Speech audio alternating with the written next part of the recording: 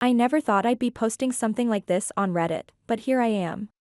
I 28F recently discovered that my parents had stolen my $120,000 MBA fund to help my sister Ashley, 35F, buy a house with her fiancé Nathan, 37M. The whole situation feels surreal, and I'm still trying to process the depth of their betrayal. Let me take you through this nightmare from the beginning. My grandparents, Dad's parents, were quite wealthy and always valued education above all else. They were old school in the best way possible. They believed in saving money, working hard, and investing in the future. They lived in a different state, so I didn't get to see them often, but whenever we talked or met, they made it clear how much they cared about my future. I remember my grandmother always saying, "Education is the one thing nobody can ever take away from you." Oh, the irony of that statement now. 3 years ago, my grandfather passed away after a brief illness. It was devastating, but we still had Grandma. She was the rock of the family, always sending thoughtful cards and care packages, remembering every birthday and achievement. Last year, we lost her too. The day she passed, I found myself sitting in my apartment, looking through all the letters she'd sent me over the years. Each one contained some life wisdom and usually a small check for your education fund. I had no idea then that she and Grandpa had been building something much bigger for my future. When their will was read, the distribution seemed fair at first. My parents inherited their house and savings. Ashley got all of Grandmother's jewelry, worth tens of thousands, and family heirlooms, and I was left a significant education fund specifically for my MBA studies. The will explicitly stated that this money was to be used solely for my education, and since I was already working, my parents were designated to manage it until I needed it. At the time, I felt grateful that my grandparents had thought so carefully about my future. I didn't think for a second that my parents would mess with the fund. But looking back, I should have seen the warning signs. From my earliest memories, Ashley has always been the golden child in our family. It's hard to explain without sounding bitter, but she was the one my parents adored. Everything she did was amazing. She was so talented, so hardworking, so special. I still remember my high school graduation. I was valedictorian, had a full scholarship to college, and had just won a prestigious science competition. During my speech, I looked out at the audience and saw my parents on their phones, barely paying attention. Later that evening, when Ashley, who had dropped out of college twice by then, announced she was thinking about trying teaching, they were overjoyed. "You're just so good with children," they gushed. My achievements that day were acknowledged with a brief, "Good job, keep it up." This pattern continued throughout my life. I worked hard, graduated summa cum laude, and landed a job at a prestigious corporation. I've spent the last 6 years climbing the corporate ladder, earning recognition and respect from my colleagues and superiors. I'm currently a senior project manager, leading a team of 15 people and handling multi-million-dollar accounts. But to my parents, I was always just the practical one, the one who had it easy, because I was naturally smart. Meanwhile, Ashley bounced between careers before settling into teaching. She's now a kindergarten principal at a small private school, and Nathan is a head zookeeper at our local zoo. They're nice enough people, and I don't have any personal issues with them. They're good at their jobs and seem happy, but their combined income is modest at best. For the past year, they've been talking non-stop about needing to buy a house. Every family dinner turned into a discussion about real estate prices and how they were throwing money away on rent. They'd look at houses way above their price range and complain about how unfair the market was. My parents would nod sympathetically and say things like, "You deserve a nice house," and "It's so hard for young people these days." Mind you, Ashley and Nathan are in their mid-30s, but somehow they're still young people who need help. About a month ago, I started preparing my MBA program applications. This wasn't a sudden decision. I've been planning this move for years. I've researched programs extensively, built my career strategically, and maintained a perfect track record at work. My goal is to get into a top-tier program that will help me transition into executive leadership positions. At my current company, all the C-level executives have MBAs from prestigious schools, and I'm determined to follow that path. One evening, I brought up the education fund with my parents. I needed to know exactly how much was available because application fees alone for top MBA programs can run into thousands of dollars. Their reaction should have been my first real warning sign. My dad shifted uncomfortably in his chair and said, "Don't worry about it, we'll talk when the time comes." My mom quickly added, "Just focus on your applications for now." Then they immediately changed the subject to Ashley and Nathan's house hunting. At first, I tried to brush it off. Maybe they were just being disorganized about the paperwork. But something felt off. A week later, I brought it up again, this time more directly. I explained that I needed to know the funds were there because I was planning to apply to several top programs and needed to budget accordingly. That's when they dropped the bomb. My mom, in the most casual tone imaginable, said, "We used the MBA money for Ashley. She and Nathan are buying a house." I stared at her, thinking I must have misheard. When I asked her to repeat herself, my dad chimed in, saying something about how Ashley needed it right now and it wouldn't be fair for me to get a free ride when Ashley had worked so hard with student loans. I lost it. I'm not proud of how I reacted, but years of pent-up frustration came pouring out. I demanded to know how they could do this to me, how they could steal the money my grandparents had specifically left for my education. I pointed out that it was illegal. The will had been explicit about how that money should be used. My mom just rolled her eyes like I was being dramatic. "You'll figure it out," she said. "It's not like you can't take out loans like everyone else." They acted like they had done nothing wrong, like my grandparents' wishes and my future didn't matter at all. That's when I mentioned legal action. I know I'm not a lawyer, but what they did was clearly illegal. And you know what they did? They laughed. Not just a chuckle, they actually laughed out loud. My dad looked me straight in the eye and said, "With what money? You can't even afford a lawyer." My mom added, "Don't be ridiculous. This is family business." I can't describe how humiliated I felt in that moment. I just stood there, stunned. It hit me all at once how they had always seen me, as an afterthought, someone whose future they could sacrifice for Ashley's benefit. Despite my academic achievements, my successful career, my financial independence, none of it mattered. To them, I would always be the lesser child. That night, I couldn't sleep. I kept thinking about my grandparents and how they had trusted my parents to do the right thing. They had no idea what my home life was really like. I never told anyone about how I was treated because it didn't seem worth it. It's not like I was being abused, right? They weren't violent, they just didn't care about me the way they cared about Ashley. The next morning, I went to work early and requested a private meeting with my boss, Mr. Thompson. He's not just any boss, he's been a mentor to me since I joined the company. He's watched me work my way up from a junior position to leading my own team, and he's always supported my career aspirations. More importantly, he has a background in corporate law and maintains connections with top legal firms.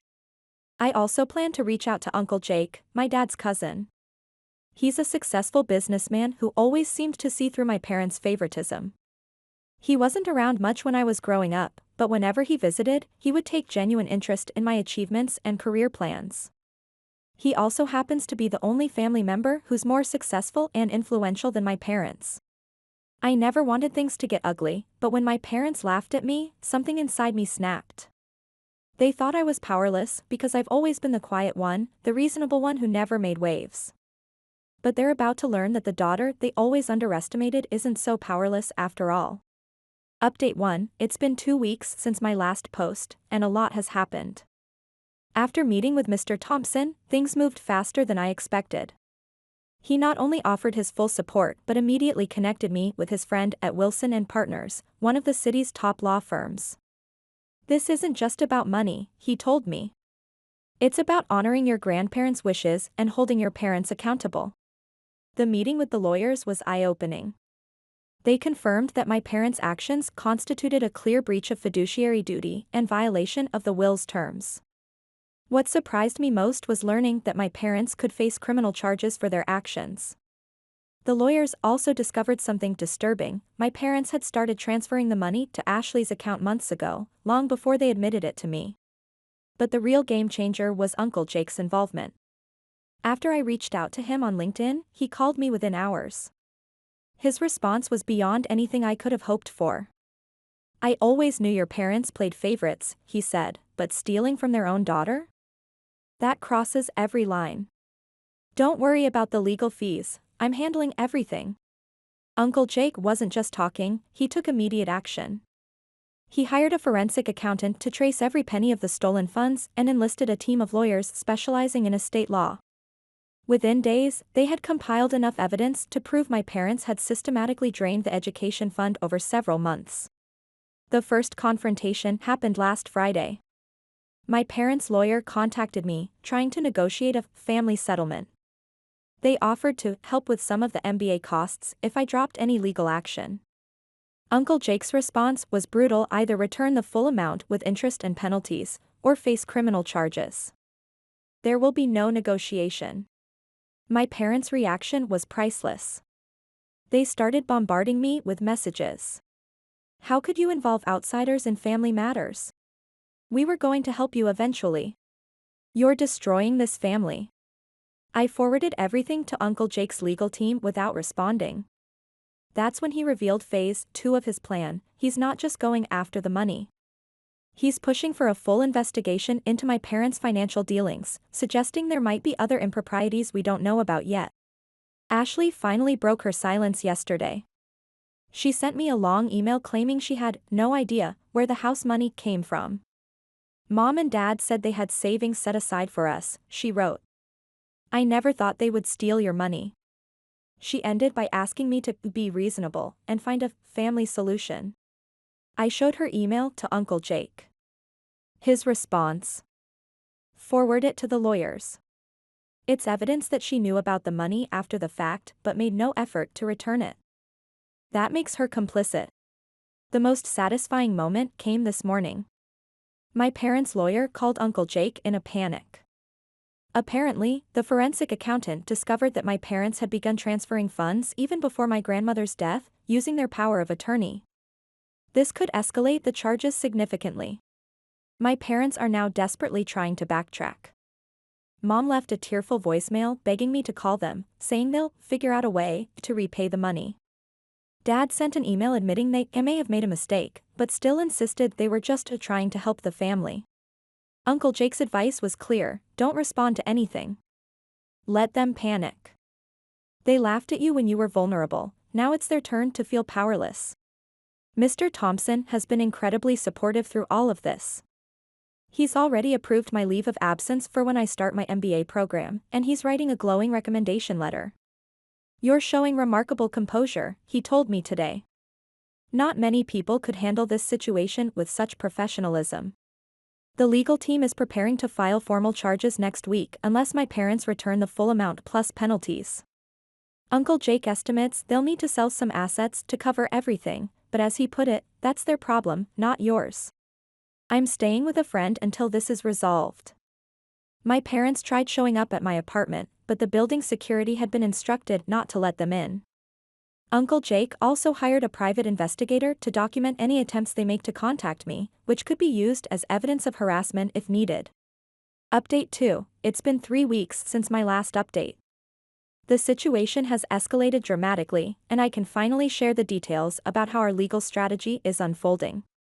The forensic investigation has uncovered far more than we initially expected. The first bombshell dropped during our initial court filing. Uncle Jake's team discovered that my parents hadn't just stolen my MBA fund, they had also been manipulating their power of attorney over my grandmother's accounts during her final months. The evidence shows they were systematically moving money around, preparing to funnel it to Ashley long before my grandmother passed away. Their lawyer's face during the first hearing was priceless. He clearly had no idea about the extent of their financial misconduct. When our legal team presented the documented timeline of transactions, he actually asked for a recess to confer with my parents. I later learned that he had confronted them about withholding information from him, and he's now considering withdrawing from the case. The most shocking revelation came from my grandmother's former caregiver. She reached out to Uncle Jake after seeing our legal notice in the estate records. Apparently, my grandmother had specifically discussed the MBA fund with my parents multiple times during her final months, making it crystal clear that the money was solely for my education. The caregiver even had notes documenting these conversations. She'd been keeping a care log that included all family discussions. Ashley's involvement has also taken an interesting turn. When she realized the legal implications of accepting stolen money, she hired her own lawyer. This created a rift between her and our parents because they expected her to stand with the family. Her lawyer advised her to distance herself from the situation, which sent my parents into a panic. The house situation has become particularly messy. Since the down payment came from stolen funds, the purchase is now under legal scrutiny. Ashley and Nathan's mortgage lender has been notified of the situation, and they're reviewing the loan application.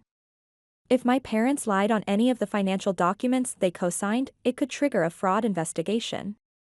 Uncle Jake's team also uncovered something unexpected. My parents had been telling extended family members that I had agreed to give my MBA fund to Ashley. They'd been spinning this narrative for months, apparently preparing their defense in case anyone questioned the money transfer. Several relatives have now come forward with emails and messages from my parents, all pushing this false narrative. The most satisfying development came during the deposition. My father tried maintaining his arrogant attitude until Uncle Jake's lawyer presented evidence of their premeditated plan. Watching him squirm as he tried to explain their actions was incredibly vindicating. My mother broke down entirely, admitting they never intended to replace the money they took. Their attempts at damage control have been almost comical. They're now trying to claim they were confused about the will's terms, despite multiple documented conversations with my grandmother and her lawyers. Their new lawyer, the third one, since two have already quit, is desperately trying to negotiate a settlement. Our legal team laid out the final terms, making it clear there was no room for negotiation. They would need to repay every penny they stole, with interest accumulating from the day they first touched the money. On top of that, they'd be responsible for covering all our legal expenses, including the forensic investigation costs, which had grown substantial. We also demanded they provide a formal written admission of their wrongdoing, no more gaslighting or trying to spin the narrative. Finally, and this was non-negotiable, they would have to sign a legally binding agreement to cease all contact with me. No more surprise visits, no more manipulative messages, no more using relatives as messengers. My parents' social standing is crumbling. Word has gotten out in their community, and several of their friends have reached out to me privately to express their shock. My mother's bridge club asked her to step down as treasurer, and my father's golf club is reviewing his membership. It turns out people aren't comfortable associating with someone who would steal from their own child. Ashley's situation is deteriorating too. Her school's board of directors has called a meeting to discuss her position, concerned about having a principal who was involved in financial misconduct. Nathan Sue is conducting an ethics review because they co-signed loan documents that might contain fraudulent information. The most recent development is particularly sweet. Remember how my parents laughed when I mentioned legal action? Well, Uncle Jake's team just filed a motion to freeze their assets to prevent any further financial manipulation. Their lawyer called within hours, practically begging for a settlement discussion. Uncle Jake remains ruthless in his approach. When my parents tried appealing to him about family loyalty, he responded with a scathing email that he CC'd to the entire extended family loyalty. You lost any right to talk about loyalty when you stole from your daughter and laughed in her face. Get ready to face the consequences of your actions. I've maintained complete radio silence with my parents, which is driving them crazy. They've resorted to having friends and relatives try to reach out on their behalf, but each attempt just provides more evidence for our harassment claim. Their desperation is becoming more evident by the day. Update 3, it's been 4 months since my last update, and I can finally share the conclusion of this saga. The final court proceedings have ended, and the results are more devastating for my parents than any of us anticipated. Let me break down how justice was finally served. First, let me share the most satisfying moment, the final hearing. When my parents realized they had absolutely no way out, their facade finally cracked. The judge was particularly harsh in her final statement, calling their actions a calculated betrayal of not only their daughter but also their own parents' final wishes. She specifically mentioned how their laughter at my initial legal threat demonstrated a disturbing level of moral corruption. The forensic investigation ultimately revealed that my parents had been planning this theft for over a year before my grandmother's death, They had systematically documented false family agreements and created a paper trail of fake conversations about me willingly giving up the MBA fund. This premeditation made their actions significantly worse in the court's eyes. The financial penalties were severe. Beyond returning my MBA fund with interest, they were ordered to pay punitive damages that amounted to almost double the original sum. The judge cited their malicious intent and persistent attempts to deceive the court as justification for the harsh penalty. Here's where it gets interesting. To pay these penalties, my parents had to sell their house. Yes, the same house they inherited from my grandparents. The irony wasn't lost on anyone. They're now renting a small apartment on the outskirts of town, a significant downgrade from their previous lifestyle. Their social fall has been spectacular. The country club membership? Revoked. Their positions on various community boards? Gone. My mother's social circle, which she spent decades cultivating, has completely disintegrated. It turns out that stealing from your child and lying about it doesn't play well in upper-middle-class suburban society. The professional consequences have been equally severe. My father, who prided himself on his business reputation, has been forced to take early retirement. No one wants to do business with someone who's been legally proven to have stolen from their own child's inheritance. His former colleagues now avoid him at local businesses. My mother had to resign from her volunteer positions at the local charity organizations she once led. The final blow came when their church, where they'd been prominent members for 20 years, asked them to step down from all leadership roles. As Uncle Jake put it, they've become social pariahs in their own community. But perhaps the most significant development involves Ashley and Nathan. Their dream house. They lost it. The mortgage company rescinded their loan approval after discovering the down payment came from stolen funds. They're now facing their own legal issues for knowingly accepting stolen money. Ashley's career has imploded. The school board unanimously voted to terminate her position as principal.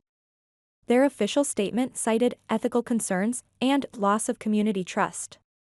She's now struggling to find even entry-level teaching positions, as the story has spread throughout the local education community. Nathan didn't fare much better.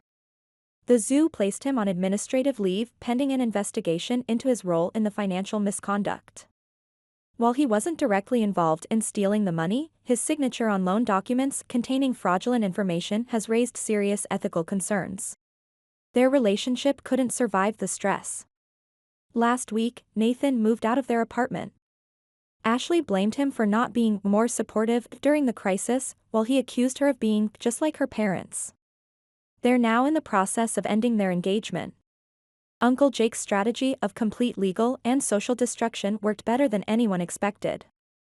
When my parents tried making one final appeal to family loyalty, he arranged for a family meeting, not to reconcile, but to lay out every detail of their actions in front of the entire extended family.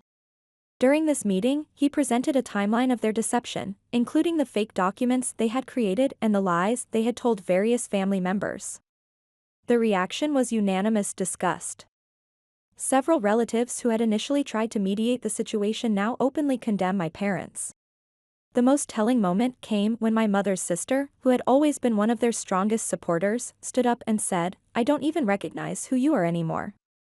That meeting effectively ended any remaining family support they might have had. As for me, I've emerged from this stronger than ever. The full amount of my MBA fund has been restored, plus substantial damages.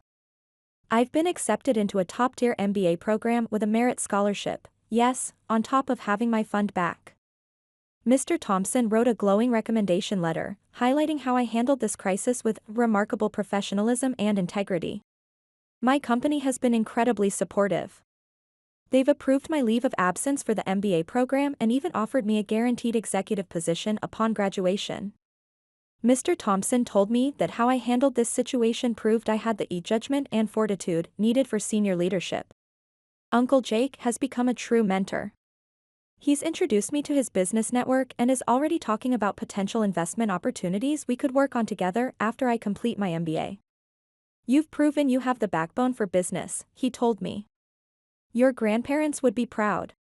I've moved to a luxury apartment in a secure building where my parents can't reach me.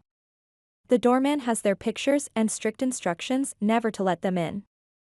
I've blocked their numbers and emails, and any communication attempts now go straight to our legal team. The final twist of the knife? My parents' new apartment is right next to the zoo where Nathan used to work. Every day, they have to see the place that represents the beginning of their downfall. As Uncle Jake said, sometimes karma has a sense of humor. Yesterday, I received an anonymous letter from someone in their social circle. Apparently, my mother spends most days at home, rarely going out except for necessities. My father has been seen sitting alone at a local coffee shop, staring into space for hours. Their once busy social calendar is completely empty. As I prepare to start my MBA program, I can't help but reflect on my grandmother's words: education is the one thing nobody can ever take away from you. She was right, and now, thanks to her foresight and Uncle Jake's help, I've not only protected my education fund but also taught my parents a lesson they'll never forget. That's the end of this story. Thank you all for your support throughout this journey. While I never wanted things to end this way, I'm at peace knowing that justice has been served.